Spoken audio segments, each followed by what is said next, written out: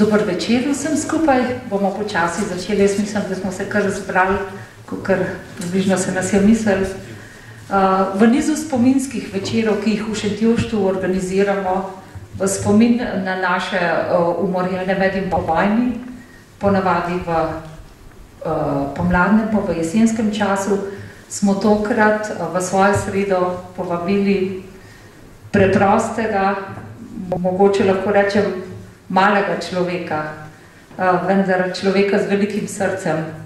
To je rudar, gospod Mehmet Alija Alić. Dober večer.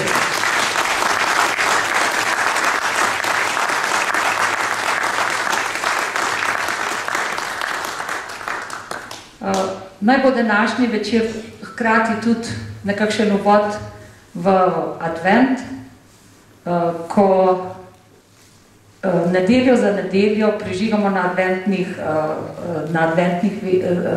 adventnih venčkih svečke in z njimi nekako prinašamo vsakič več svetlobe, ki se zaključi z neko veliko radostjo v božičnem večeru. Po kratkem uvodu, po predstavitvi življenjepisa gospoda Alića, bomo besedo prepustili njemu. Na koncu pa ste lepo vsi povabljeni tudi k pogovoru, da ga kaj povprašate. Mislim, da bo kar veliko istočnic za en lep pogovor. Kot sodelavka Študijskega centra za narodno spravo se praktično dnevno srečujem z zgodbami, ki so opisane v tej knjigi. Naj mogoče že zdaj na začetku povem, da je knjiga danes v prodaji, pa mi je gospa povedala, da je samo še nekaj izvodov, tako da je v bistvu že razprodana. Če si jo kdo želi, si jo potem lahko po končanem večeru tudi kupi. Čeprav, kot sem rekla, te zgodbe poslušam večkrat, pa me vedno pretresejo in mi je vedno hudo, kakor da bi jih slišala prvič. In tudi ob branju te knjige sem podoživljala zgodbo svojih 5 stricev, ki so jih umorili leta 1945, tudi zgodbo številnih faraonov Šentjošta, naše župnije, ki so bili umorjeni med in po vojni, zgodbo 50 otrok, ki so julija 1942 v manj kot enem tednu ostali brez enega ali pa obeh staršev. Hkrati sem podoživljala tudi žalost slovenskih družin, ki so v bistvu preživljale kalvarijo vojne in ki mnoge še danes živijo v velikem strahu, da se hudo ne povrne. Mehmet Alija se je rodil 14. januarja 1962 v vasi Grujčiči, blizu Srebrnice v Bosni. V njegovi družini je bilo 7 otrok. Prva 2 sta umrla, potem pa je bil starejši brat, 2 sestri, ena od teh gluhonema in pa mlajši brat prav tako gluhonem. Čeprav so si otroci žoge naredili iz cun ali pa iz papirja in se igrali bosi, je bilo njihovo otroštvo polno in veselo.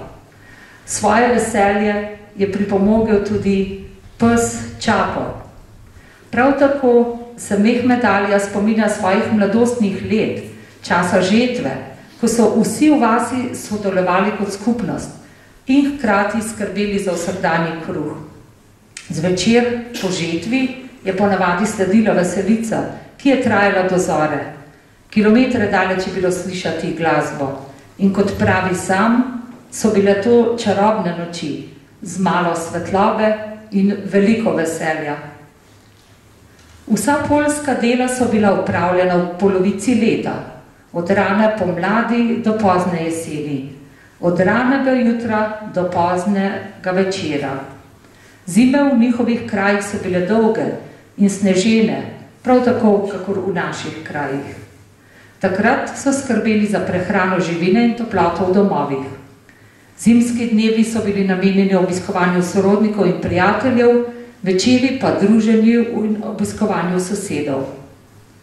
S 14 leti se je Mehmet Alija odpravil na šolanje v Slovenijo, kjer je obiskoval poklicno rudarsko šolo, medtem pa s svojimi 48 kilogrami hodil kot kopač na delo v rudnik.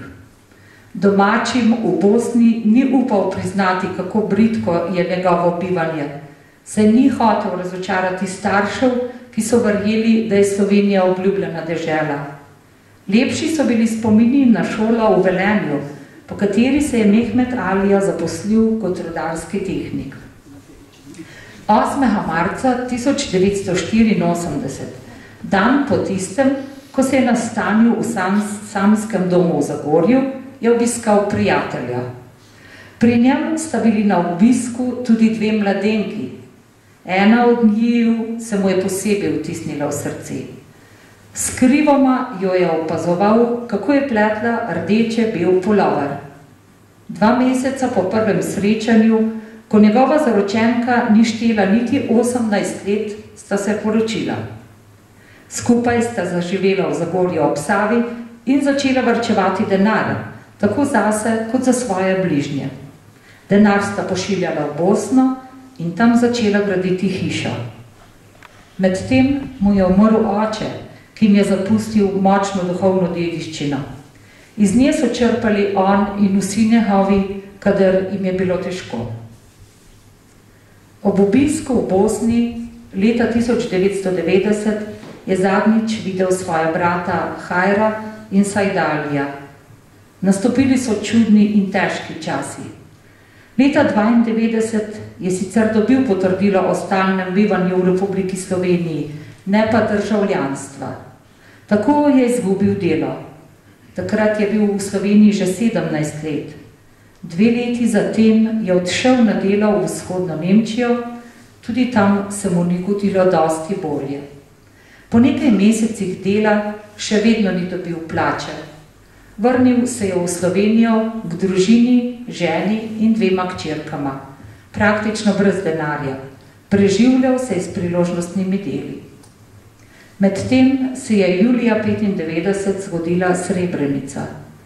Naslednje leto je Mehmet Alija, takoj ko je bilo mogoče, se je odpravil v Bosno. Med begunci je našel svojo mamo in gluhonemo sestro. Srečanje z njo opisuje tudi v knjigi.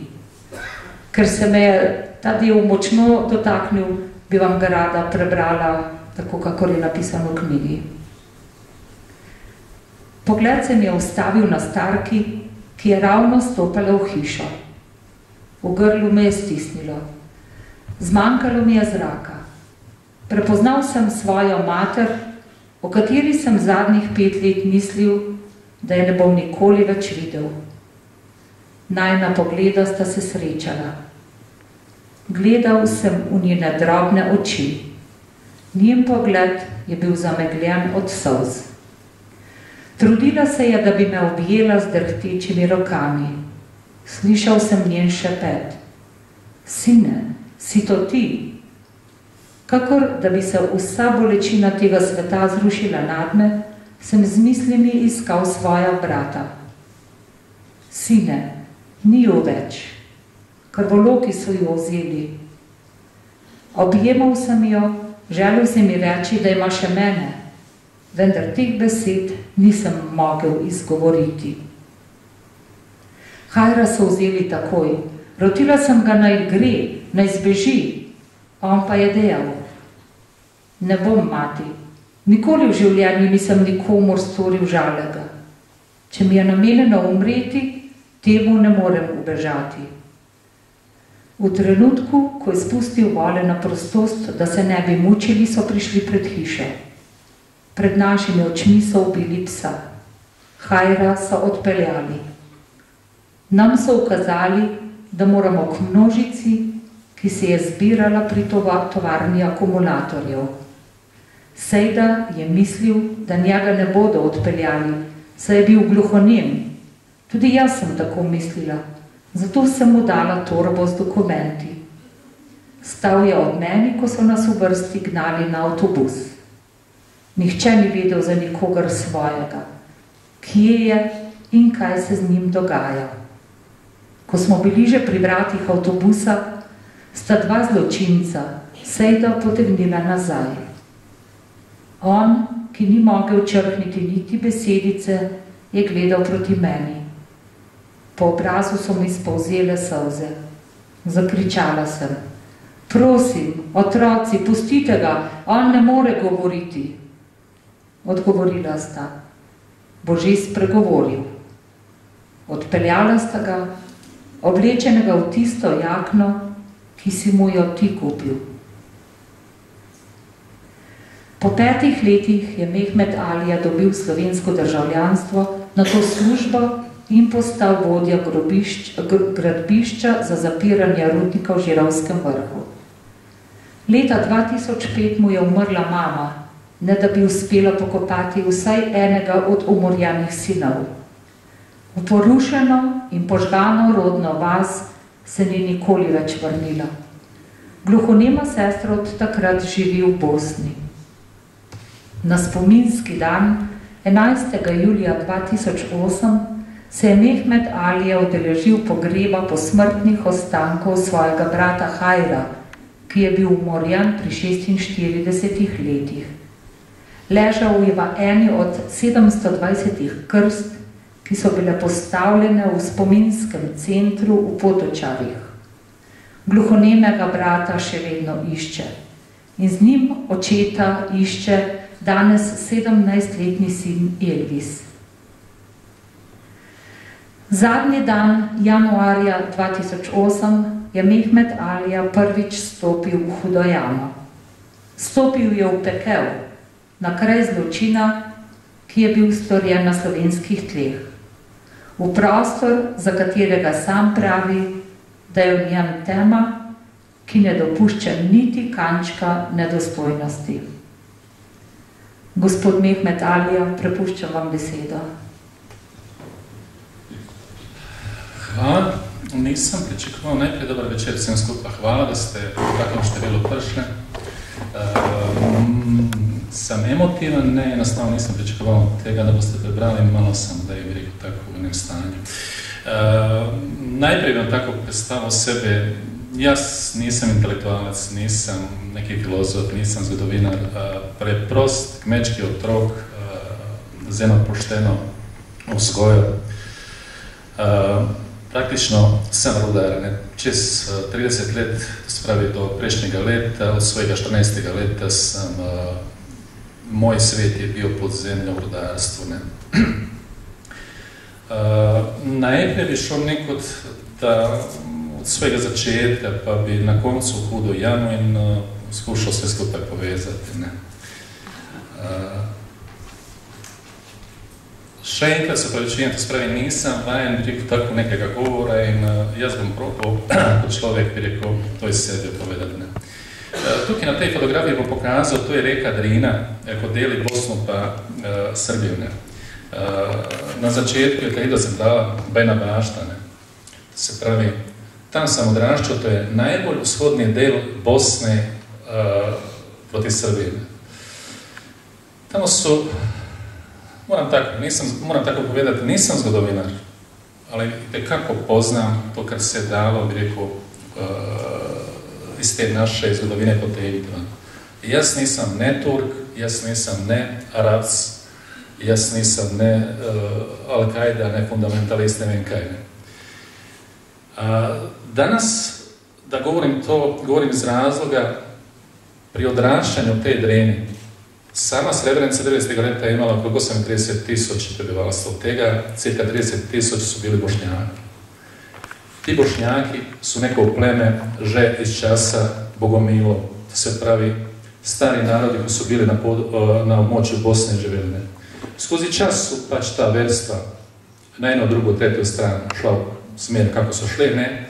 I ko sam se jaz rodio, nisam izbirao ne Bosnu, ne očeta, ne mamu, ne religiju. Ne? Rodio sam se u tej idilični vasici, u tej rijeki Drine. U tistem času ko sam odrašao, ko sam spoznao prve svoje sošolce, šolu, učiteljicu, ne, Mi kod Bošnjaki smo bili neki drugorazredni narod. Pač tako je bilo za te premoći. Danas mi je pa jasno kaj nam je Tito pusto, to se pravi, ko mi za amandmajem 71 leta za Ustavu 74 leta smo priznani kot neki narod. To se pravi, pusto nam je to danas kad se je zgodilo, ne? Pusto nam je to, ne?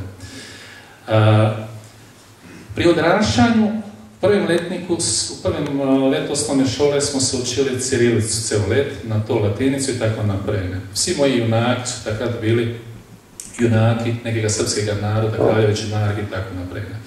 To se pravi, ne govorim to za nekega nacionalizma, ker moje najveće bogatstvo to, ko mi ga je oče pa mama odcijepili, da ne sovražim, to sam tudi na svoje otroke prenesu. In rad bi srečao sve svoje sošolce, rekel, sve dobre ljudi in tako naprej. Naše odraščanje je bilo tam preveč kruto. Kruto iz razloga, ker su drugi svetovni vojni pobili moj rod. Ker moj deda nije mogao biti partizan, ker partizanov takrat nije bilo. To se pravi, isto kot govorim, vi ste vsi starejši skoraj od mene, bolj izkušeni, imate podobne usode svojimi predniki. Moj ded, moj stric je bio na svojem ognjišću. Na svojem ognjišću je zaklano bitne da bi pri mojem odraštanju meni očitavali da moj rod nisu bili partizani, zaradi tega sam ja spačen, podobni meni bili neki drugorazredni. Ne.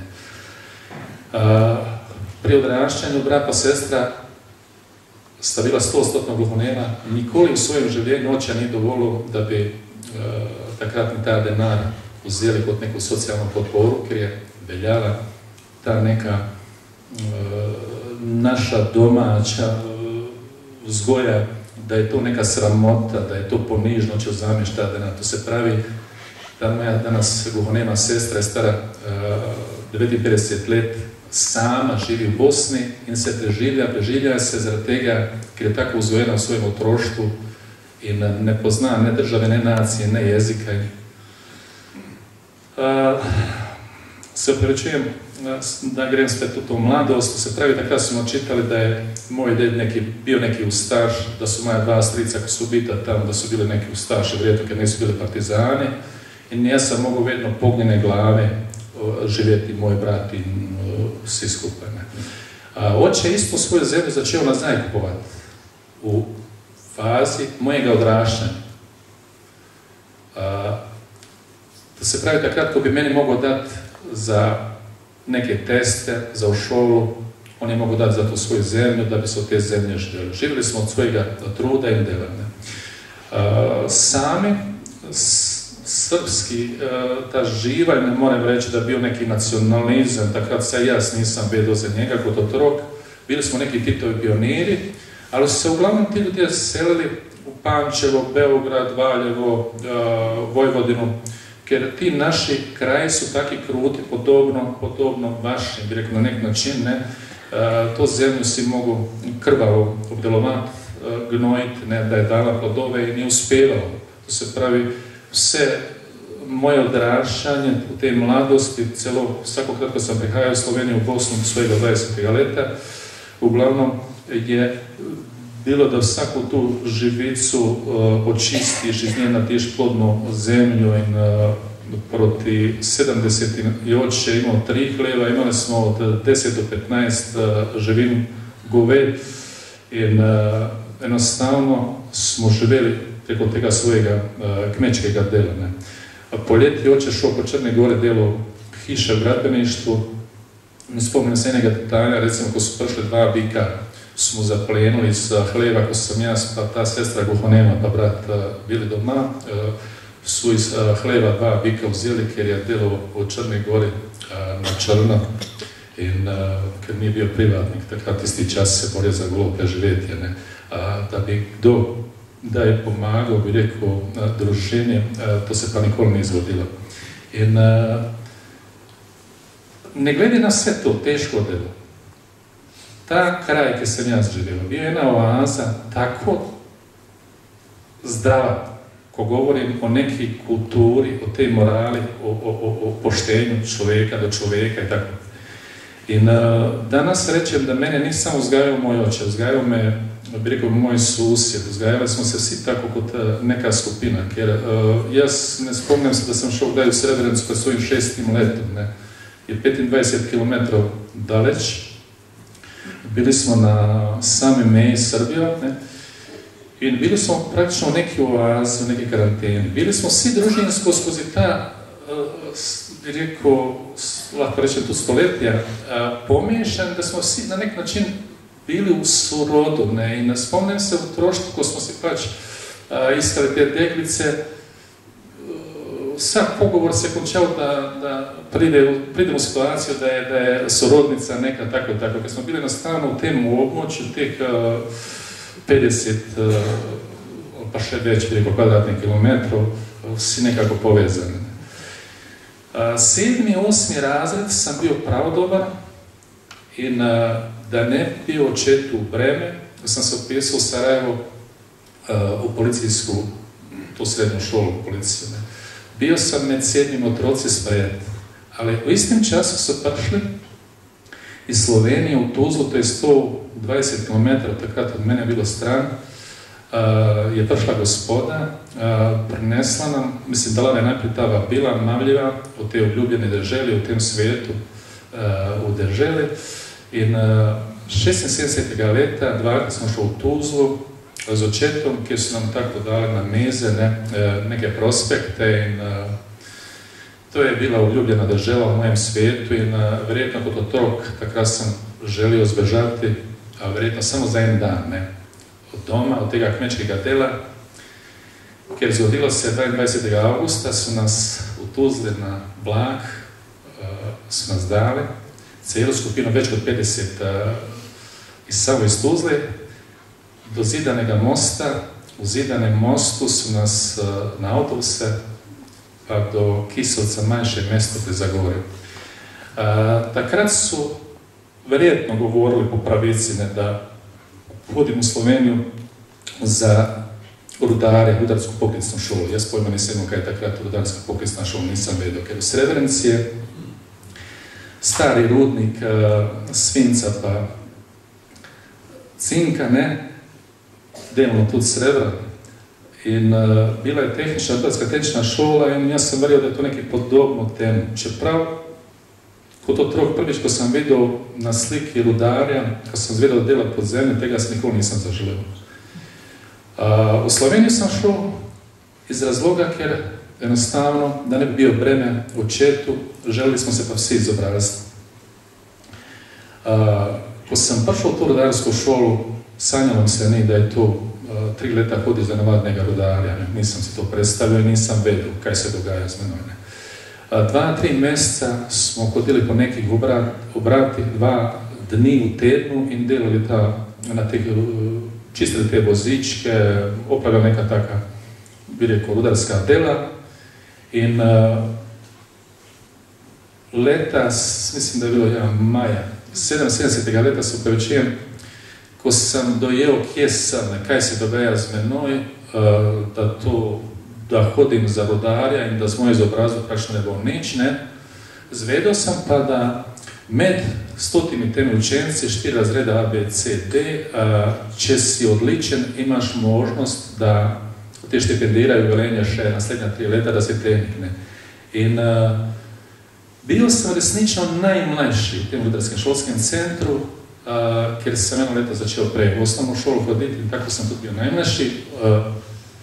77. leta sem si jaz tle v risu na roku dal črko T, R-T-Š-C, dal to črko T, dal sebi za obljubo, da bom jaz tehnik. Drugi fantki so risali neka srca, dekleta in tako po teh telesih. Jaz sem si dal to neki svoj tam pečat in po končani rudarski šoli nas je bilo 10 odličnih, med njimi nisem bil izbran med prva 3, ker so drugi fanti bili starejši od mene, močnejši, so imeli neke svoje privilegije, ko so pa zvedli inštruktori, da se pravi v 2. in 3. letniku, smo mi delali v rudniku na proizvodnji, rudarski šolski centar imel svojo proizvodnju in danes lako reći, to nikoli nije bila štipendija, takrat je pa bila štipendija, ker takrat sam ja smislil pač da me štipendiraju. 3 dni smo delali na odkopu kot mladi rudari s svojim 50 kilograme teže, ne 48. To breme, oziroma ta podporni element je težak, železni je 92 kg.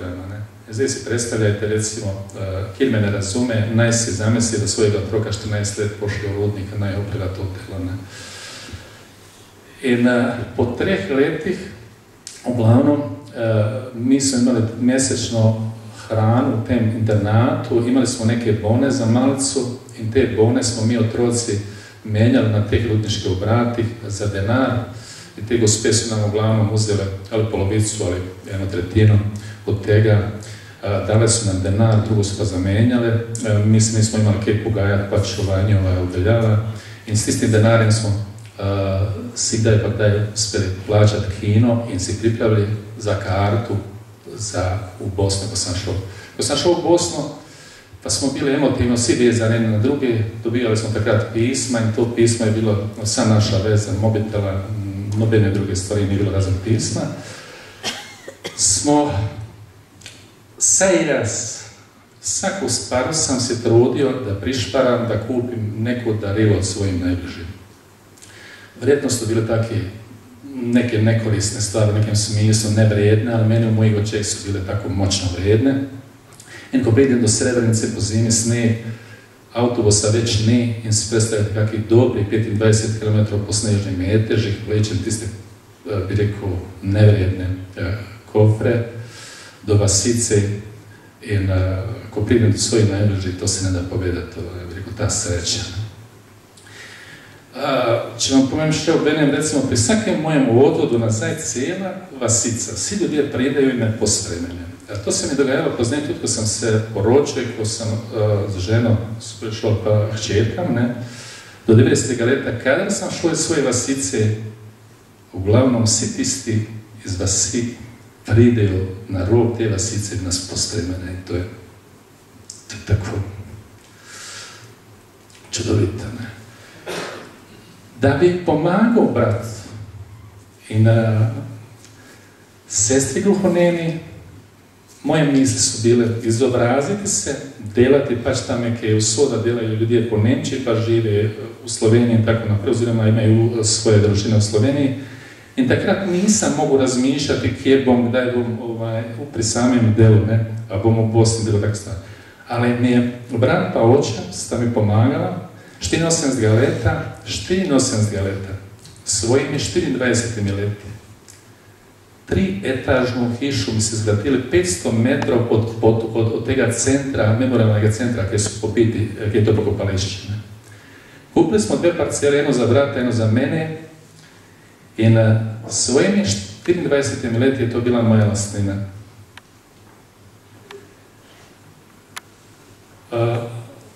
Sve bom dao jaz te fotografije, če tako rečem, to se pravi, u te hiše pred 90. letom sam jaz prespao jednu noć, koljač, ki mi je lako da mi je ubio oba brata, ne, lako ne, to se pravi, lako, samo govorim, je bio 9 let, do leta 2004. A uselio se u dnevih pokoljene. Neka je hiša oko Srebrenice, prav ti potrčari su, neka je 6 tek imelo, da bi dobo to hišo je mogu imati velika odlikovanja, velike zasluge. Se pravi, je mogo biti teški junak, pod narekovanje.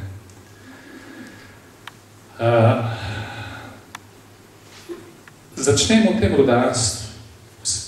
Končamo u Velenju, tu rudarsko-tehničnu šolu, maturantski ples, u Rdeči dvorani neke 1000 mladine, Slome Gradec, Velenje, Celje. Takrat, ko da sam dotaknuo nebo, ko da sam doktorirao, srećni bilo kraja.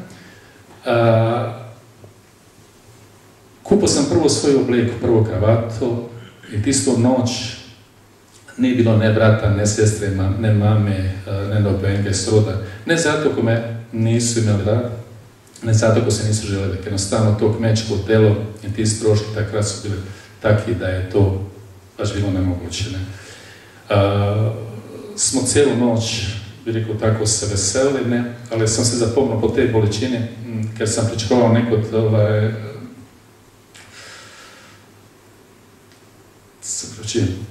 Vsi su imali svoje starše, to je pa bilo nekako grenko, bilo teško, kaže cela većina.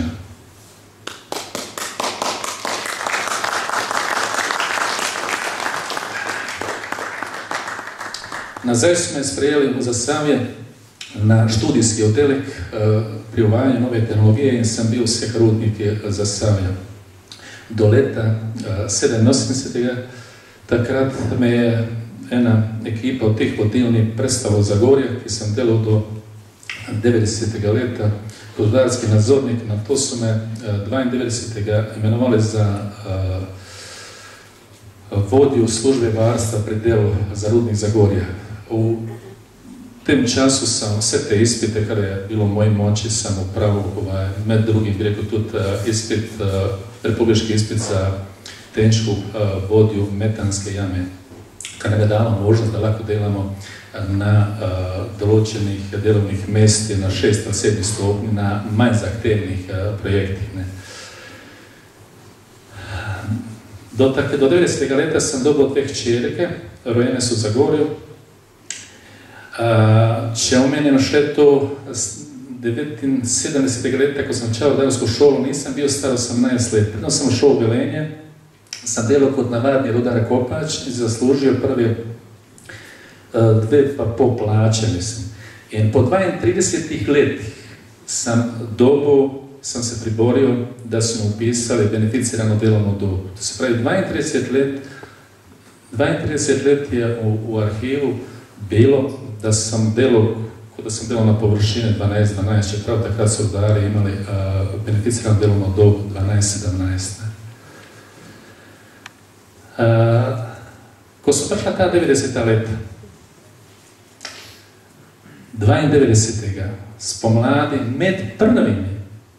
med prvimi sem šel na občino, da ne bi imel probleme.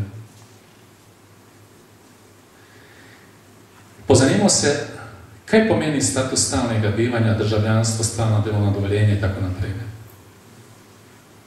In meni tega uspe reči, povej mi za družinsko stanje, sem rekel, če moram izbirati med bratom, pa gluhonemo sestro, pa bilo katero državo, ne. Žal mi je. Sem rekel, jaz bom izbral mojega brata, pa sestro gluhonemo, ne.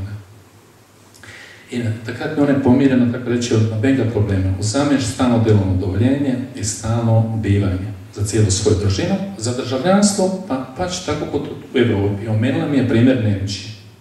In jaz tako naivno pač zaupam, dam vlogu in je takrat že maja 92. leta mi dajo neki pasor za tujca, takrat še delam, normalno nič ne izgleda tako strašno.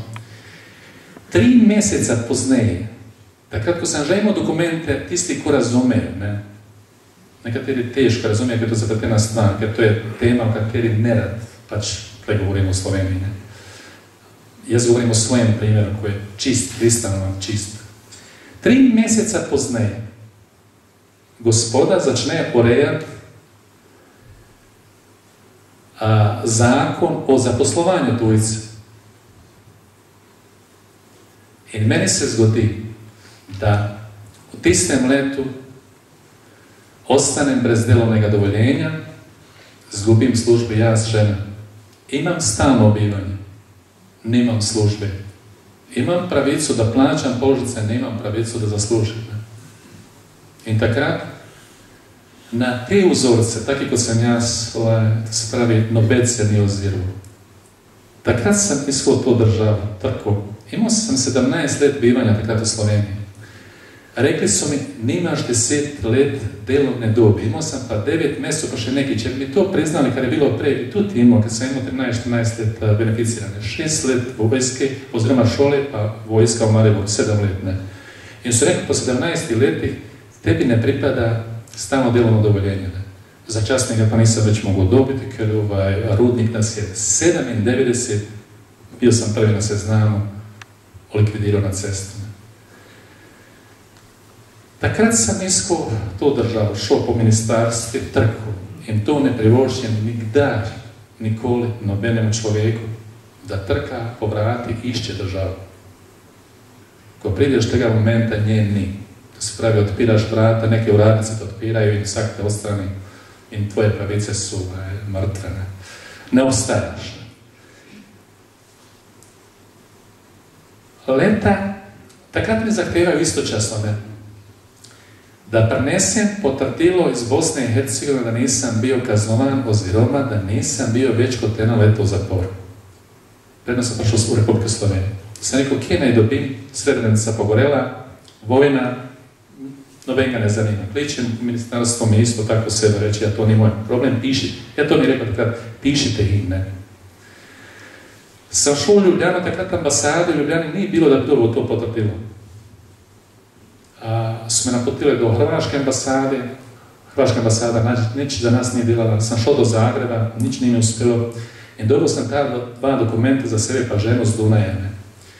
Uspjelo mi je 10.5.1993 za sebe i cijelu svoju družinu skompletirati kompletnu dokumentaciju državljanstva. Od takrat, od 10.5.93 leta,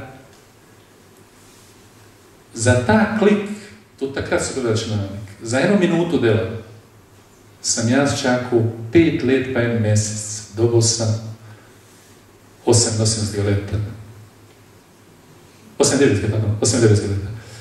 5 let pa 1 mjesec je trajalo samo da nekdo pač potvrdi. Nikoli kaznovan, ni Hripčka u mojem kraju za Savik, jaz nisam to trok šao na te delovne akcije, vedno uzorno našanje, dan danas neizmjerno, tako bi rekao, polano sam disciplinaran, ne poznam zamujanja i nikoli službe pre. U 17 leti vodenja projektov nekih nazunanjih delovišći, nikoli izgubio nisam na redu. To se pravi, pozvao sam se klep, tu vaši nekateri klep, verjetno, mislim da je sigurno negdje od teh ljudi ko me pozna. 5 let sam bio u Žirovskem vrhu kod vodja zapiranja rudnika u operativi rudnika, Žirovski vrh.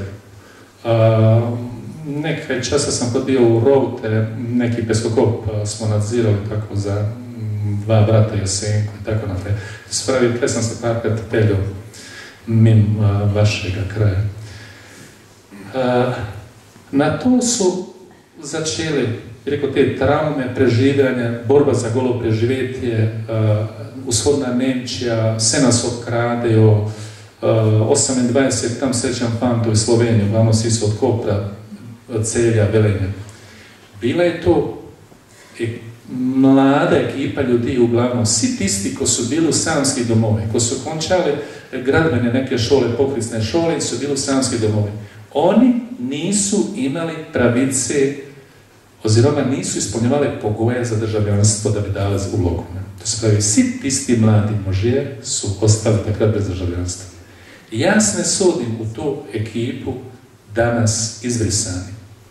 Jer niti se sam ne počutim tako, niti sam se kdaj pusto da mi kdo reče da sam izbrisan, ne rabim denar za to. Danas to kad govorim, ne pustim im da mi uzameju čast. Ne da mi to, kad se krivica delale, će se nadilo 5 ljudi, nadilo se pač neko. Ne spušćam se u to, a je to 50, ali je to 18.000, ali izbrisani. Uglavnom, ja nisam u te ekipi teh ljudi. Če prav 5 let pa 1 mjesec nisam obstajao. Da bi povezao stvari, kako je biti nihče, zahtijevajmo Ljubljani na bosanske ambasade da prenesem potvrdilo o stalnem bivanju. In ja sam prenesem iz Zagorja ob Savi, polje 3, i on meni noće uzeti pravi da prenesem iz Srebrenice. Pa sam rekao, kakve Srebrenice? Srebrenica ne obstaja, požgana, vojna, i ja živim u Zagorju, stalno bivanjem u Zagorju, u Savi, imamo svoje družine.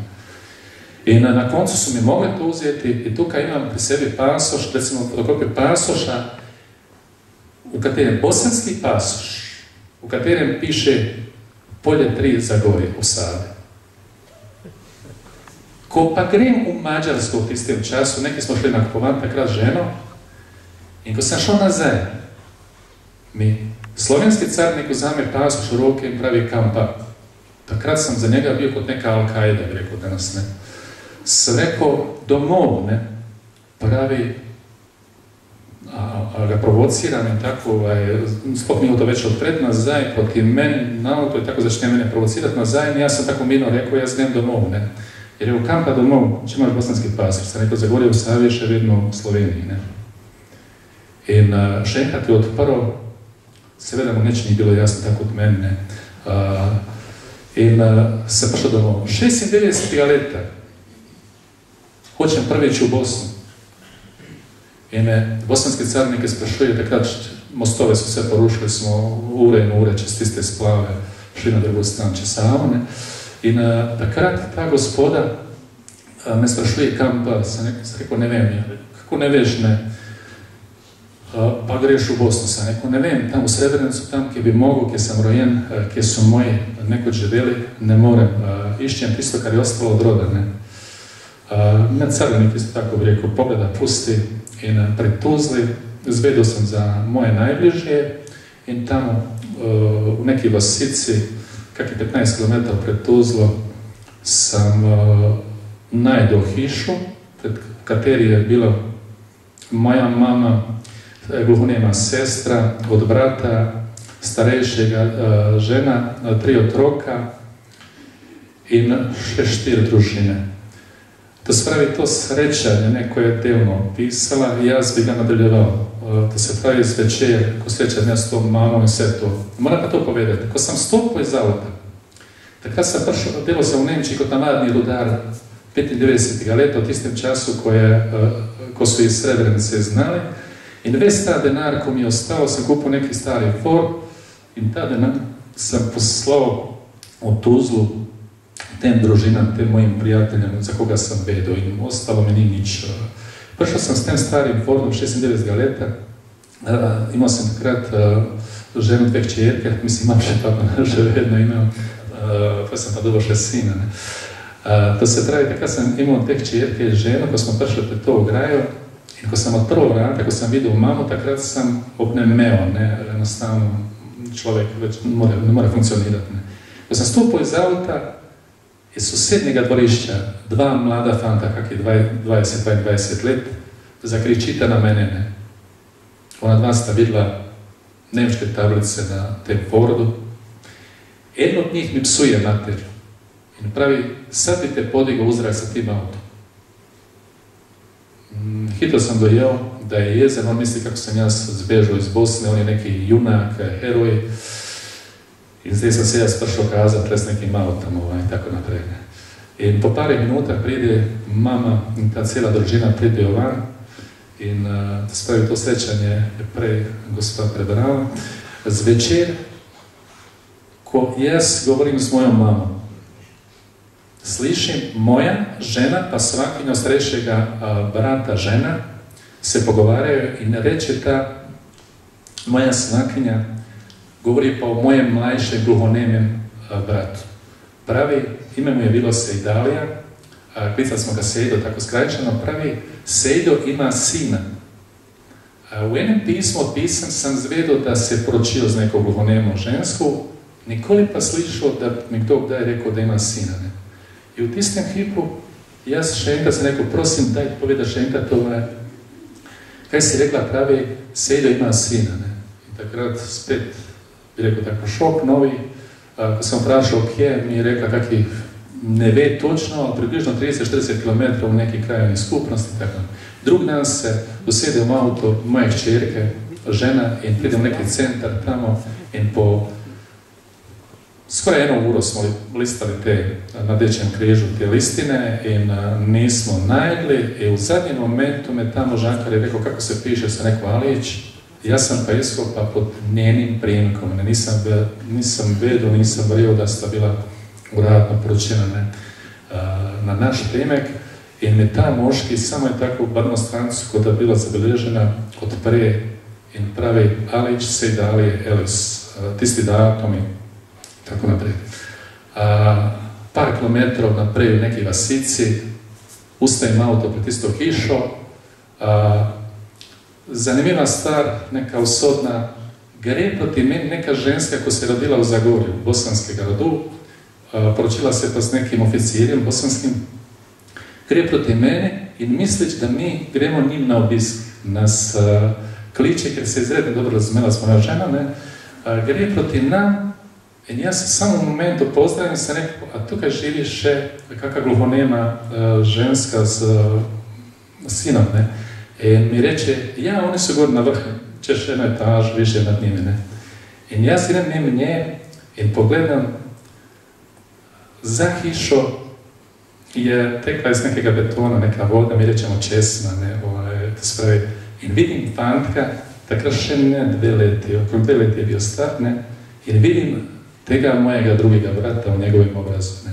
In jaz grem proti temu otroku, ga objamem, noben ga nisam sprašovao, je on ali nije, ker enostavno tako sam jaz čuto u srcu da je on ta otrok od mojega brata, in ker je bio mladić od mene 4 leta i ja sam ga, bi rekao, pri odraštanju pazio na njega i enostavno mi se ta njegov obraz vidio sam u temu otroku, ne.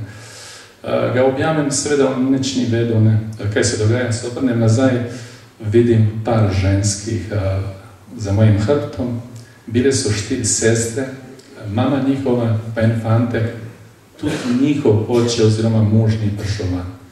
Zdaj na kratko, ubrali su me samo uže odruženje. Moja mama ima 3 sestre i njega brata. Z moja 2 brata, 12 sinov je u biti noben na fronti. Od moje žene, jedno leto starejši od mene, brat, od moje sestre gluhoneme, muža, od moje snahe, misli svakinje od starejšeg, 2 brata. Moj oče je imao 5 bratranca svojih, sve 5, z neka njima sinovi. Moja cela generacija, moji sošolci, to je bila najbolj pismena generacija, ker su se svi dali na fakultete takrat. Moji sošolec iz osnovne škole, Đananović Zikret, je od 5. do 8. razreda u Beogradu matematično prva mjesta vedno medalje nosio. Bio je direktor s 2 fakulteta naše te krajane osnovne škole, gdje se zlivalo iz 5 podružnic, 1200 učenica. Danas i ta škola je takrat imala naziv Hasan Brkić. Danas nosi naziv Petar Petrović Njegoš. Sad porušena, srpskega življa, itakni, će pravio sebi, rekao, požgano, in tamo je prejšnje leto nazaj je bilo 26 otrok teh bošnjačkih tako u jednom krutem življenju. Jučer sam zvedo da je iz te vasice, ko se je nekaj te starčka obrnulo, da je drugi, 2 starejša, po 70-80 let sta bila 2 starčka in tudi ta drugi jučer je umrl. To se pravi, neke strehe su, ali jaz pravim u svojoj knjigi, starci umiru, a djeca kao da se ne rađaju. Se pravi, ceo kraj je pohabljen, uničeno se, a na koncu, ne gledajte na to, na te nacije, lako vas je takve nacije, govorim to tako iz srca, to se pravi, ja sam imao svojega soškolca Srba rad, svoju učiteljicu Srpinju rad i dan danas tako da, nimam nobene, bi rekao tle, mazanije, nesobražen. Ali, ceo neki kraj uničiti, bi rekao tako. Na koncu 93. leta 54.000 iz še nekaj drugih općina zbiti u logor, združeni narod uzeti u zaštitu. Spravi, ni bolj krovne organizacije na svijetu. 2 leti ne pušćat hranu unutar. Toliko, bi rekao, lakote, toliko umiranja, toliko brez zaniške pomoći. Na koncu pustiš sve i pripelješ u te potočare, tam je ta moja bila zgrajena ta hiša, i im rečeš, tuki ste varne, ne?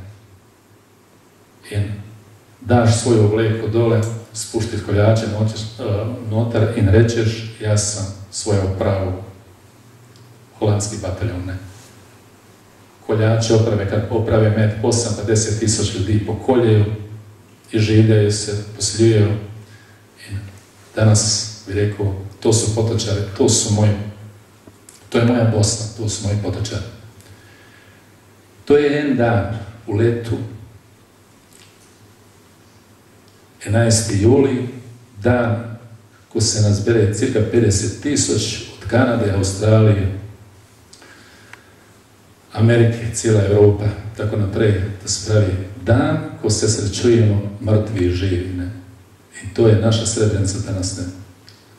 Na koncu je cijela ta kraj, dan te tvorevne Republika Srpska, nič me ne moti, bi rekao, ta delitba.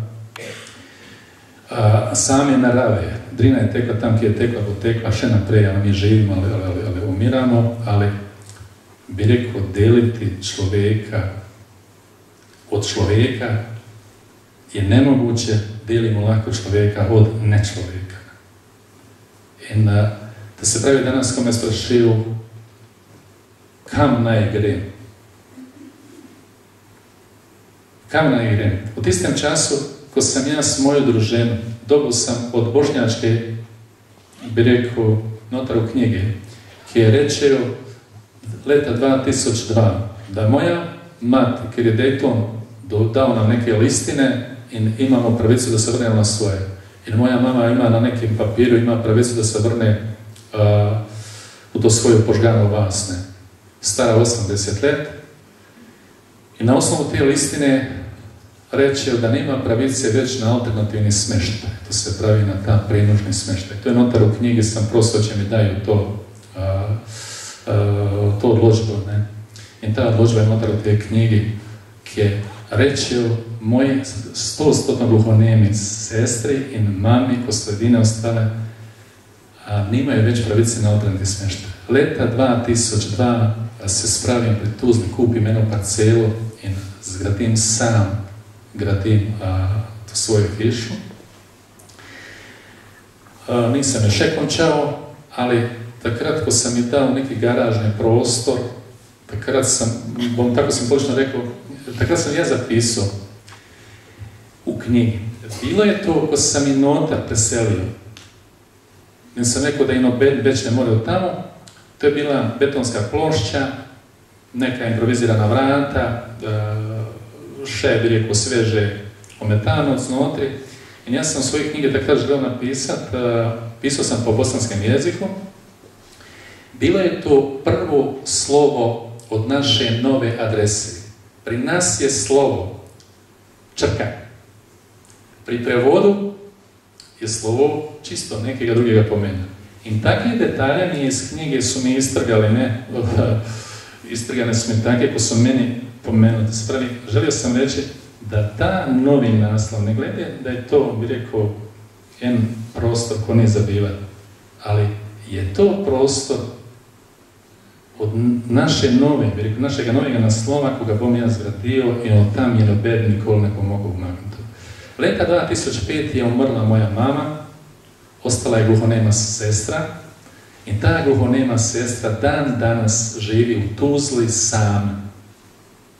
Spravi, ona ne pozna, ni izobražena, bi rekao, ne pozna, neka je nacija, neka je jezik. Oktobra sam išao pomagati jer su vršili popis. Nas su po svijetu sve tak degradirali, mi ne obstajamo. Sam šao sestri pomagati. Mi je prišla mlada pravnica. Popis opraviti prebivalstva i me sprašuje kateri jezik sestra govori. Sam rekao, vi mi povedite. Takrat me pregleda. Sam rekao, sestra pravnica, sestra izobražena seba. Ne? Kateri jezik moja gluhonema sestra govori? Ne?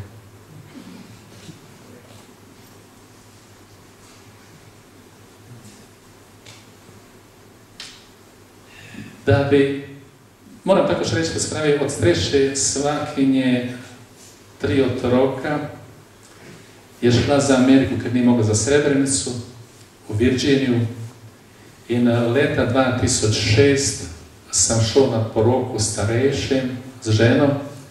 Drugo leto sam uzeo sina ko se rodio isti teden, je bio u Trboveljskoj bolnici, ko sam ja šao njih, tako ko su moju mamu van dali, en teden po tistem, oziroma, pardon, ko je svakinja šla za Ameriku, en teden po tistem su moju mamu pa sestru tudi na cestu spravljene.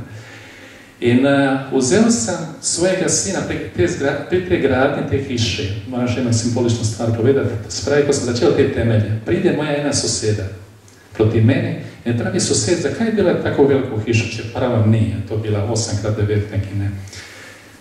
Sam rekao, zakaj? Pravi, če imate samo dve kćerke. Pri nas je dol na jugu to neko sin, neki simbol, sin je samo sam rekao, sve moje kćerke su meni moja dva sina. Pa pravi, temu smijesu, ja sam imate sina. Sam rekao, nikoli se ne ve. Leto poznej, ko sam stao pred hišo, gre moja soseda proti meni, ponovno, ne, i pravi susjed, sjećate li se šta sam vam prošle godine rekao? Sam rekao, itekako. Za mojim hrbtom, pa moja žena naručio imala mojega sina, danas je stara 11 let. Da se pravi, starejša kćerka je bila stara 17 let, mlajša 13, ko sam dobio sina, jedan star 11 let. Ne. Soda jednostavno je moćnejša od nas. Ne. In tega sina sam leta 2007 vzel s seboj v Ameriku, tudi mlajšem sinu od brata šel na poroko, s tem, da sam mu rekel, da ne morem priti. Prišel sam u Washington, iz Washingtona spršel do mene pa sina z autom in imel je fan take dolge lase, bolje tako mehek obraz je imao, kot ženski obraz je imao. In vzela je ta moja sorodnica, tega mojega sina seboj in odpeljala tim mojim bratrancem. In fant se je igral nota, noben ne vedel kdo je. Pa v enem momentu je svakinja rekla, ja, pa čigava je ta punca. In ta moja sorodnica se zlaže in reče, tamo, pravi mi je dala moja neka soseda Mirka. Moj pa ta sinek pogleda, ker je bil star 6 let, in pravi, pa ja sam Dino. Pove, tako kot je, pač nisi znal zlagati, pove svoje ime, ne. In takrat šok, neki mali nastane, tisti, bi rekel, koliko je, kilometar 2, ko sam bil na razne stran, prileti taj moj mlajši bratranec, ne. In jaz sem in tega sina takrat pripeljal in sem rekel, pogledajte, koliko časa ste vi v Ameriki, vi ste rekli, greste samo za leto, 2, pa boste nazaj prišli, ne. Bilo je 6 let takrat in sem jim pokazal, koliko časa, spravi od njegove rojstva, so bile 6 let takrat v meni. Tamo sam srečao ogromno, 2000 je u Richmondu ljudi iz območja Srebrenice. Uglavnom to je staro mesto gdje se te civilizacije američke vojne, bi rekao, končale nekako i neko stičišće, bi rekao, je bilo u tistem delu. Tamo mislim da je 7 predsjednika Virginija dala i su tamo mesto samo kot mesto su afro, bi rekao, ljudje. I ja se u svojoj knjigi to šaljivo, tako podrugljivo pišem. Ukradli su mi ta dva bratranca, odpeljali to mesto da bi nekoć mogoće bilo bolje bilo. Ne? Jer slično su ukradli te moje bratrance iz te Bosne. Nisu im dali možnost da prežive na svojem ognjišću i ne boju do sve smrti sanjali te Bosne i takrat sam dojeo ta dva, bi rekao, ko sam bio opiska, da sekar govorio, svi delaju, zaposleni su, algaraju, delaju, govorio samo o Bosni i sanjaju da se boju brnuli se pa ne boju nikoli. Ne. Govorimo o te krutosti. In po svim tem leta 2008 me daju pred rudnik Udojan. Poznao sam ta kraj, jer sam u 90. letih nadomješćao tenčnjega vođu Ivana Kendu, ki je bi rekao ta leta, zdaj je tudi pri tem raskovanju sodeloval s mano, ne, do za pivovarno Lašku. Vendar nikoli nisam vedel, da je to ta rudnik obenem tudi grobišče. Mislim, da sam 31. januarja 2008 šel z Ivanom noter, pogledal tist, kad se je dalo videti in prišel nazaj. Par dni sam z računalnika vse, kar se je dalo prebrati, sem potegal, skopiral, bral in takrat sem verjel 100%, da su žrtve noter, da je narejen zločin. Nič me ni več moglo prepričati, da to ni resno. Bom probal dati, ki vam da ne pokazal karto. Vemo popraviti, težko držati tisti mikrofon, saj še treba in po mojem.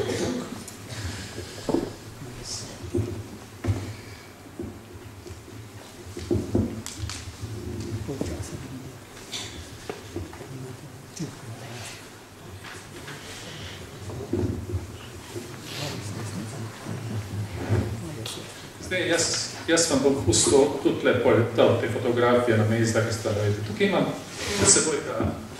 pred seboj karto. Date samo to svinčnik, tako da skažem.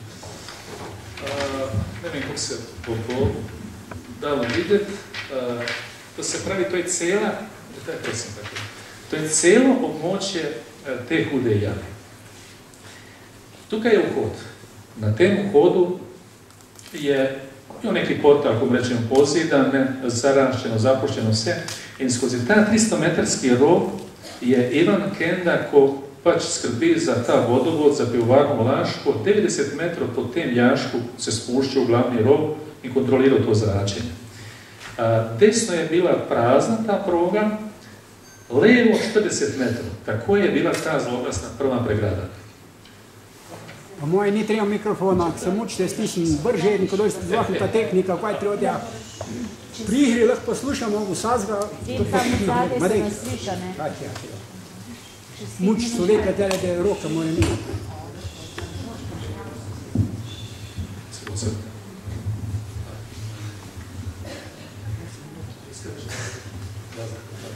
Dobro, Bože ne. To se pravi, prva ta pregrada, zloglasna, je bila 40 metrov levo. In do tukaj sem prišel enostavno naprej. Verjeli smo, da je ta pregrada za to pregrado, pač, da so pobiti ljudje in gotovo. Od druge svetovne vojne naprej, teh 40 metrov je bilo posuto s peskom. In je bilo zaglajeno. In občasno, ko so pač ti ljudje hodili v ta del jame, kar se je rodaril na drugem koncu, noben si ni upal proti tej pregradi stopiti. Ker so vršili kontrol na tem pesku in so vedeli, če je kdo, in so noben nekako smrtno si bi rekel, noben si nekako ne. Te ljudi, ko sem srečal dole, nisem mogel verjeti, da so tako smrtno prestrašeni, pa še dan danes bi rekel, nič noče govoriti o tem, tudi tisti, ko bi kaj vedeli.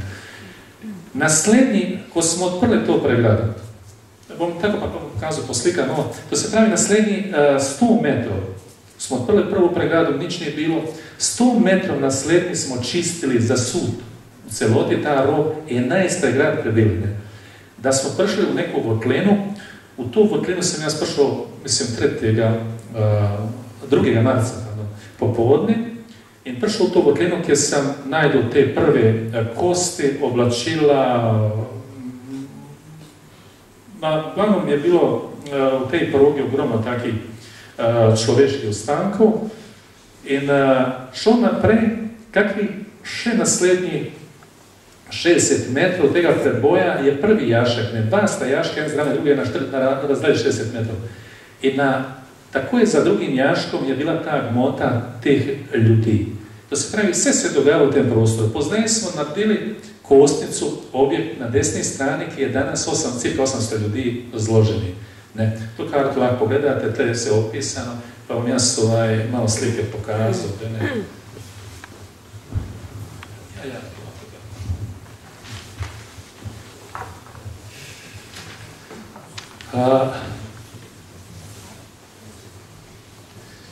To se pravi, te fotografije bom jaz tako pusto dal, to so te pregrade. Mi, ko smo prvo pregrado odprli, smo bili prepričani, da je za to pregrado, da bomo takoj najedli kosti. Nič se ni zgodilo, ko smo odprli to pregrado, enostavno je bila, imel sem je na fotografiji, sem trenutek, spravi, to je bila ta prva pregrada. Ko smo odprli, od zadaj smo bili presenečeni, vse zasuto do stropa. Cel trop je zasut. Tako je ta profil na slijednih 100 metrov bio za sud. Tisti ko su ga zasipavali su potrebovali nekaj mjeseca. Jednostavno se ni dano kukar fizično, takrat nisu obstajale nobene zasipne bi rekao naprave. To je se opravljeno ročno in to delo je trajalo mjesece. Veliko ljudi se sprašuje zakaj to pregrad. Teško je reći, vem eno, ne zato da bi zbežali mrtvi, vendar zato da se nikoli ne zve resnica. To delo je bilo tako težaško, naporno, bilo je bolj naporno z birokracijo, z državo in s tistimi ljudmi, ko su se upletali oko te Hude jame. To se pravi, nije bilo nikoli interes da se pride, da se razkringa ta Huda jama. Ja sam imao skupinu, danas lahko govorim, takrat leta nazaj nisam želeo da blatim še tako, rekel, ponižan ta odnos za te Hude jame, govorim o nečem drugem. Ta korupcija je tako pred demokracijom našo v teh 20 let šla, da jaz nimam besed večne. To se pravi, tudi te umazanije se dotikale celo Hudo jamo. Rudnik Trbovlje Hrastnik je državno podjetje. Čez 200 milijona je država dala rudniku od 2000 leta da bi presežne delavce u neku novo podjetje reorganizirali i usposobili in da bi danas, ko se rudnik zapira, bilo neko novo podjetje. Ta denar je šao uglavnom sve u krivu smer, danas bi rekao še zadnja ta luč se gasi, a u Hudi jami su mene dali enega rudarja. U Hudi jami je delovalo 32 albanskih fantov. Tisti ko malo poznate neko zakonodaju, pa vjerujem da vas je velik, da spravi niti jedno tek mladenića ne bi smio u ta rovne. Neka improvizacija skozi neke papirčke su se uglavnom urejale, svi su se krili, mene pa pustili na cedilu, da rekao da mi koga ubije, da me zapreo, da me uniči do konca. Ta moj neizmjeran strah da se komu kaj ne zgodi je bio dan noćne. Na koncu, pa cijela ta ekipa koja je kod mene bila, se zmeni, pa će rudnik se zapira, na koncu bomo leta že 20, začne moj šef, drugi magisterij, sicer je magister geologije, ne, magister iz ekonomije na temu kako ustanoviti novo podjetje in delati ponovno za rudnik. S tem odpred vsi bi posamezno vzeli za SP po 23.000, vzeli bi odpravninu in ko sam jaz rekel, kaj pa jaz, mene nikjer nije bilo, ne. Jaz sam pa imao takrat 19 mesecev do upokojitve. In ta ekipa, mislim sramota me da vam kažem da imam te listine, si razdjeli deleže u novem podjetju, imaju 51% i na mene puste po Hudi jami, po 3 letih dela o Hudi jami, enostavno obrno mi svi hrbet. To je kar ni u knjigi, to je moje najteže poglavlje, to se pravi ja zdaj te mesece počas prihajam sebi kad sam bio psihofizično že bio na robu, da me ne. Takrat sam 2 ščerke študirale in takrat sam u pol leta 2011 hudo zboleo, to se pravi to se dogajalo takoj po mojem zaključenom opravljenem delu u Hudi jami.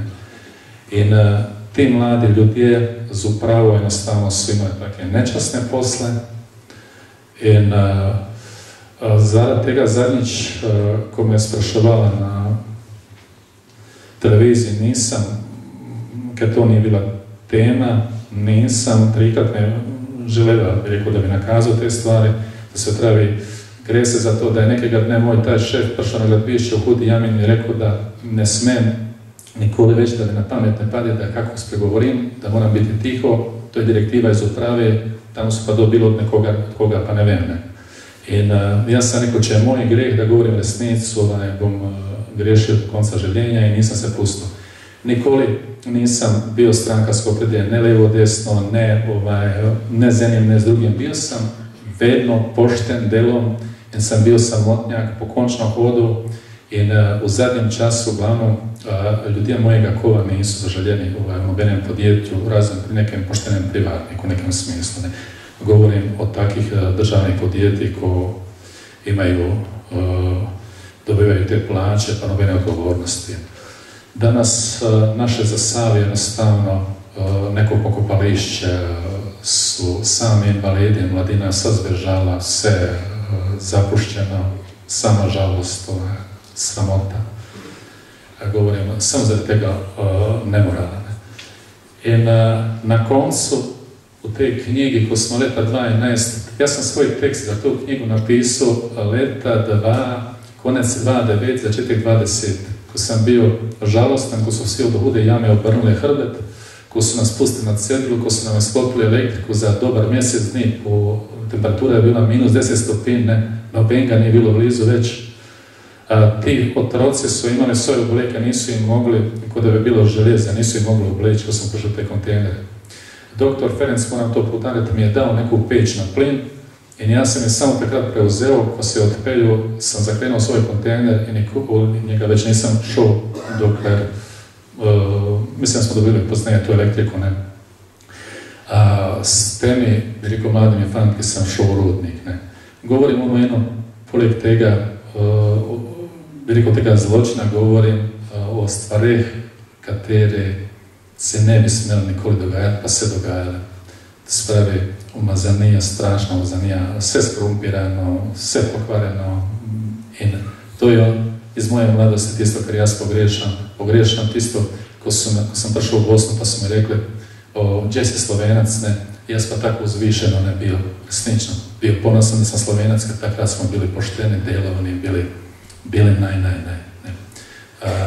Zadnji sam po svojemu takrat šefu rekao, lako bi šao na jug, pa vsem lopovom dole predao, jednostavno, ker si nadvišio sebe. Nič te ne zanima, samo po hlebu.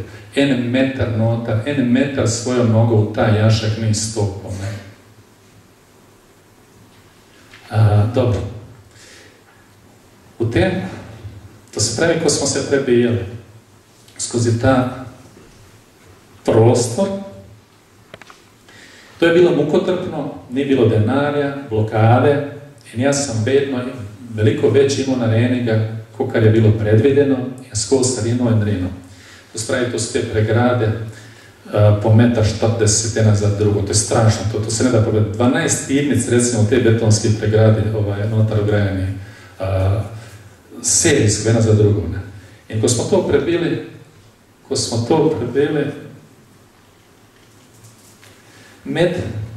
moram pokazati, ima na fotografiji še jednu zanimljivu stvar. Med tem pregradami nekega dne sam zaznao neki znak. To je, rekao ste, 30 cm z modro kredo na kamnu apnencu, narisan znak. In jaz nisam vraževjeren, ali toliko sam bio notar, sigao pod tem stresom, ko sam bilo u te hodi jame, i bio je to petak, ko smo s petka na sobotu ob 4, približno tako zjutro, to sam se tako i zapomnio i zapisao, sanjalo mi se da sam u tem znaku vidio neku piku, točku, ne. I ja takrat sanjam da sam razvrzlo kaj je ta znak. Ta znak je neki smerokaz, nad njim je pa križec, ne, kje kaže da je za pregradami pokopališće. I ja sam takrat, ko sam se zbudio, nisam je zaspao, ne.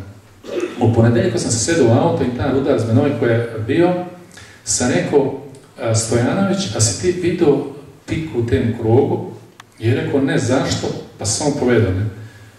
I tako ko smo se napravili, smo odjetila notar do te lokacije tam i na moje presenečenje, to je fotografija iz tega časa, ne, ta krug je, to se pravi krug, 30 cm narisan s kredo, u sredini je pika, nad tem krugom je križec. Negdo od ljudi, ko su pobijali, ali su bili presuplove, je pušćao neke znake, neke sledi. To je tudi u tej knjigi. Nikoli ne bom zvedel, ali resnično ta znak, a ima kakve veze s tem, kad se meni, bi rekel, tako dozdevalo. je pa resnična stvar, takrat sem začel razmišljati, da grem v tej smeri, da probam to hudo jamo nekako ohraniti. In vse pregrade, ko smo prebijali, jaz nisem pustil, da se poruše, a uglavnom te pregrade su prebijane skozi sredino ali bočno, vsi ostanki teh pregrad su dan danas vidni in vsaka ta stacionarna lokacija je jasna. Ne. Takrat, ko sem prišel do tega jaška, ne, to je, jaz pravim, da je to neko pekleno žarelo, ne, to je ta zloglasni jašek, ne, v katerega su porivali ljudi. Takrat sem ga fotografiral, z vrha ni se dalo videti, ker gre pod kotom 75 stopinj pod ta prostor, odkot gledamo, in je pa strašan ta pogled, ta občutek, da si misliš, da su ljudje v njem. Ne. Mimo njega sem šel naprej, ne, in 40 metrov naprej naletel na to, kar ste vsi videli za te fotografije. Takrat, ne da sem se prestrašil, takrat nije bilo ne zračenje urejeno. Vlekel sem neku cev, ki sem dovajal sebi iz komprimiranega zraka kisik, imel sem napravo za merjenje teh plinov. Vse skupaj je trajalo mogoče 10 minut, 15. Vse po vrst sem s fotoaparatom fotografiral in ko sem to gmoto videl, enostavno nisem mogel niti fizično, niti sem mogel obrnil, sem se takoj nazaj pohitev nazaj. Na poti nazaj. Za pregradami. Danes sem dal iz računalnika potego. Evo, piše drugi, to spravi 5.2. ob 16. uri popoldne. To je iz fotoaparata. Na tleh mi se med temi bili ostanki kosti in teh oblek mi se neki zasveti. In jaz pogledam in fotoaparatom fotografiram. To je iz tiste minute takrat fotografiram, poberem, nesem van. Ko sem prišel van, to se pravi 13 minut je trajalo, da sem prišel pred vrata. Ne. To je fotografija, ko sem prišel pred vrata in sem rekel enem rodarju, daj me fotografiraj, da zadržim ta moment tega odkritja. Ne. Tisti večer sem poklical, a ja, moram to povedati, to sprej na te fotografije Svetinice, ne. To je, ne vem kako bi se bom pravilno izrazil. Glavno govorim, to je srebrni obesek od verižice, na katerim ženska ta drži svojega otroka, ne, Marija, ne. In to sem predal v Državni muzej Ljubljane, to je Ljubljana danes. Je pa fotografija se z tega časa. In to me pa še dodatno neko, rekel, dalo mi misliti, malo me tako i prestrašilo vse to. Zakaj od svega, da sem to najdel, ne, tako reči. In skiciral sem, kje sem je najdel, napisal in prelimo in dal s to Dežmano. Te ljudi iz te proge smo odstranili, ne, to je trajalo s presledki, smo odstranili, se pred rovom, pred tem vhodom opravila obdukcija ali virkovski forenziki su opravili svoje. In vrnili smo te ljudi vse nazaj in dali v območje tega jaška v neke gajbice in to je tamo razpadalo. Ne. Bil sem na vrati kontejnera, ko se je rudarska inšpekcija, policija celska in moji nadrejeni, ko se dogovarjali kaj s tem jaškom, uglavnom njihova skupna beseda je bila taka zaključna, da v ta jašek ne bodo šli in bodo od sebe dali neko skupno mnenje, da je nevarno in da se ne da. In takrat sem ja šel od vrat stran in nič več nisem hotel poslušati. Takoj naslednji dan sem vzel pas, vzel ta aparat, ta delavca sta mi pomagala in sem se spustil to žrelo. Na levi strani pri spuščanju zvrbil, takoj na desni strani, cirka 3 metra, ti sem zarisal, pa eno skico naredil takrat, takoj sem najdel človeške lase prelivane na stenu. Na površini je pa bila taka neka bela, kot na salamah, jedna plast, taka čudna. Tako substancu je bilo tudi pokrita sata kostja. In mi je kazalo na isto sliku kot u tem rovu, na tem jašku. In to sam povedal gospodu Ferencu, in smo naslednji dan spet skupaj šla, vse bi rekel Šenka to pregledala in nekod je ta skupina pridobila neko dovoljenje i država nam je dovolila da gremo 3 človeške dužine, to se pa ocenilo nekog na glubinu 5 metrov. Samo 5 metrov da opravimo to sondiranje i ugotovimo to stanje. Ali takrat su uglavnom rekli, to su neke hrvaške ustaše i to nije tako bitno. Sve oko mene kad se dogajalo se u tej smjeri se govorilo. Ko sam se, pač ko je pršla to dovoljenje, sam izdelao rekao cijel plan kako se spustiti dole, bio sam prepričan da ta votlina nikako ni ostala, bi rekao, tako nedužna, da bi šli mi njej na 600 metrov nesli te ljudi ubijali, pa da ne bi iskoristili to prostorninu, je bilo nelogično meni kod to čovjeku udarne.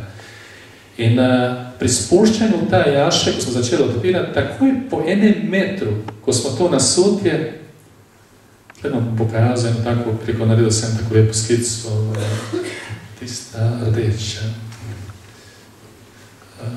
tista s tistim etažom. Ne, jeszcze notra bila u te, sam trenutak, to se pravi kista. Ne, jedna skica taka krasna, bi rekao taj jašek,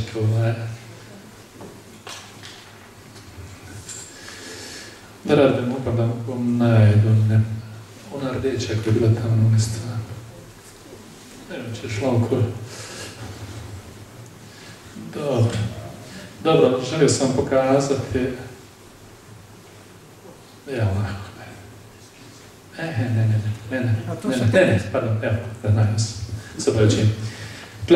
Većina me ovo razumela. To isto kao da bi prerezali, bi rekao, nekom, ne po vertikale, ne, u zgodnjem delu je ta horizontala in ta proga. Naprej su ti jaški, ta okostja, ki smo imeli. To rumeno, si zamislite da je to kamen aprenec. Zraven je premogel sloj, ki je odkopan še na tem območju okrog 36 leta. Nad našo glavo je še kakih 60 metrov, vse odkopano. In tle te blokade, ko so bile, les je prepareval in je prišel do porušitve. Ta votlina je bila v kamnu narejena 4 do 5 do 7 metrov stran od premoga. In iz tega jaška, to je cvirka 2,5 x 2,5, ne, ponekod malo več, ne, je prebijano skozi kamen u premogov sloj. In se odkopavalo etaža za etažu i spušćalo se. Ostale su metarske, jaz pravim, police te kamnitene. Na njih su pa delali blokade iz lesa in 45. leta je sve bilo ohranjeno. Govoriti danas je to 2000, ali 5000, ali 7000 nobet ne mora. Ker u 5 metrov sondaže smo skoro 500 ljudi potegli. Pod našim nogama je čovjek na človeku, 630 metrov. Ja sam tle narisao idealno stanje kada bi bilo. Če bi pa poštevao sve te prazne prostore takrat, da se pravi, ljudje ko su metavali dole, vsi su porivani, par strelni ranije bilo, drugači su pa vsi porivani na otak živine. Su se en za drugim su se nalagali in sve po cel ta prostor polnili na vzgor. Upoštevajući še to, da je ta pritisk te sile teže, bi rekel, in absorbiranje teh ljudi v spodnjem delu, verjetno da je skomprimiran, da je veliko več, bi rekel, na tekoči metar teh žrtev. Nisam im verjel, da su to neki samo vojaki in to je bilo kada je trebalo neko dokazati. U jednom dnevu mi je uspeo 7 dolgih kip zbrati. In tisti večer sam popisao gospoda Ferenca in prosil ga, če pride zgodaj izjutri, da se beleži, ker je mene bilo strah, ker sam bio sam, da bi bojo pač enostavno, da bi bojo preprečili to, da vam dam. Ob 4, dobro, ob 4-5, ne spomnim se, bilo je zgodaj zjutraj, ko nas je, celska policija nas je zalotila notar in ne moram se u to utikati, pa će oni su imali svoje za opraviti, uglavnom bilo je neprijetno to. Gospod Ferenc je dobao prepoved, itak je, mislim, tistim času že imao prepoved, stopao hudu jamu, ali on je s fotoaparatom uglavnom 6 zabeležio te fotografije. Nižnje, ko smo se spuštali, se pravi tako je, na 7 po 1 metru smo prvu glavu otkrili, to je bilo prvo kostje, po 1 metru tega nasutjene. I na sljednjih 5 metrov smo se poglubljali, to je bilo neko težaško, strašno delo, strašno, fizično, s tako neosposobljenimi, većinom su bili u troci 18-20 letne. Ne da se to povedete, sve da povedete, to je teže kod karkoli vodarstvo, ne. Ustavili smo se 2.6. na 13,5 metru glubine. I to stanje, 2.9. I to stanje je dan danas tako. Od leta 2.9 do danas te kosti stoji u tem jašku, u istim stanju takvim kotljama. Tle je par fotografij, rekao tako to probamo zavrnati, ker je ta rudnička sipina kod riž, hoće nas sve zasut, bi rekao će se pokaže luknica 5 cm kad 5, hoće se zasut. I ta strah da mi koga ne ubije u tem jašku, ne da se povedati. Evo recimo u tej fazi, tako ko sam se spustio na te kosti, ko smo ih očistili, 3,5 metra površine človek na človeku.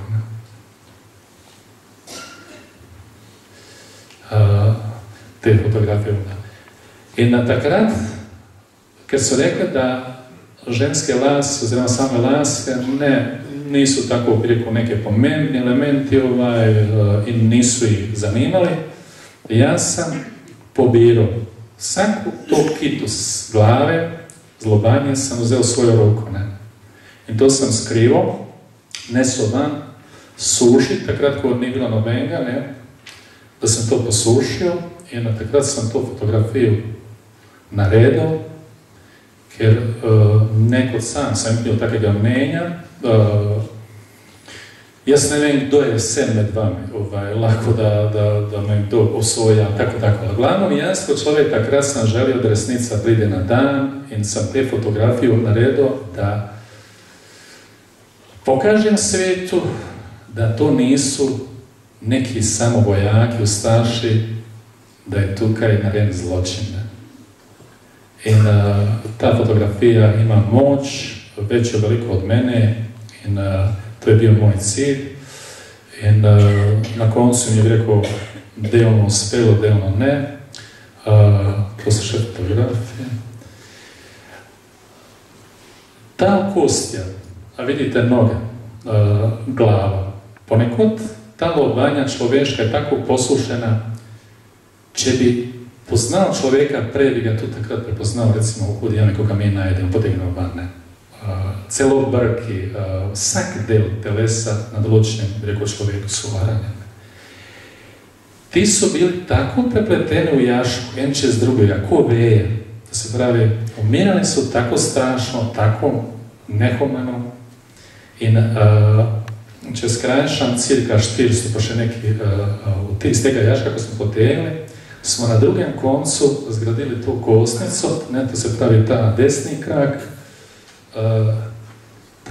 krak, to je prostor 70 metrov dolg, smo to staru progu, smo dobro uredili, smo razširili na 4 metra širine, 2,5 višine in uredili en prostor, to sam bi rekel ta prvi del po zidu in zadnju stenu zaprl. Na zadnju stenu, ko sam začutil, da ta prostor ne bo neka začasna postaja, ker sem si jaz predstavljal, potrebovali smo neki prostor, da omaknemo te ljudi, da bi nadaljevali s tem čišćenjem.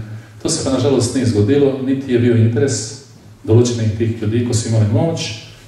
In na zadnju, sam še sudjelovao da sam tehnično opravio tu kosnicu, istočasno celu tu jamu, ta otvrti del, smo uredili da danas lako čovjek pride u copatah u ta rov, gdje je voda tekla, to je sve, bi rekao tako, urejeno, elektrika napeljana, i zgrajen je ta prostor gdje danas leži 800 ljudi, cirka 800 ljudi, u Gajevicah. Na zadnju stenu smo nadili betonsku pregradu, nekateri ste vjerojatno že to vidjeli. Znam od svega najljepše risat, znam od otroštva, znam krasno risat. I življenje mi nije dalo priliku da bi se sten ukvario. Na tu zadnju betonsku stenu sam jas narisao rudarja, samoinicijativno. Evo, treba ste vidjeli, to se pravi, narisao sam u tu rudarsku lampu, ta kramp in celega človeka je naravne velikosti. U tem prostoru je on, tle u tem kotičku, na sredini se on vidi, ne? Takrat sam se omaknuo iz hude jame i nisam sudjelovao pri prenosu teh kosti u rudnik. Mislim, oziroma, pardon, na te police, ker mi je izgledalo tako nepošteno, nečloveško, z enih polic u druge. O pokopu već nije bilo govora, o iznosu nije bilo već govora. I takrat sam se jas umaknuo iz te hude jame. S tem rudarjem sam im želeo pustiti sporočilo in reći, svi tisti ljudi koji pride u ta prostor, no evo še, imam skraj fotografija, ki su danas te, tako izgleda, Gajbice i notar su te kosti raspadaju. Ne? To je današnje stanje, bi rekao tako, takrat. In ko pride u ta prostor, želio sam pustiti sporočilo tega rudarja. Svi ga moraju vidjeti. In svi se prestraše malo, ker izgleda tako živ, kot da je resnični človek. Rudar, ko ga vidijo, da izpomne, da je to rudnik in da jih opomne, da v tem rudniku te kosti ne smejo ostati. Ne? Jaz ne vem, a se pol Slovenije strenja, ali je pol me obsoja, jaz govorim to u svojem imenu. To je bilo moje razmišljanje in od takrat do danas, već kad sam šel pred hudu jamu, nimam nobenega več stika, nimam nobene moći, stoji tu notrednost, nisam šel. Zdaj vam bom dao jasno tako fotografije, se lahko pogledate, ne sprašujete, kad bom znao, bom povedal. To bi bilo tako, bi rekao, na kratko s moje strane. Hvala.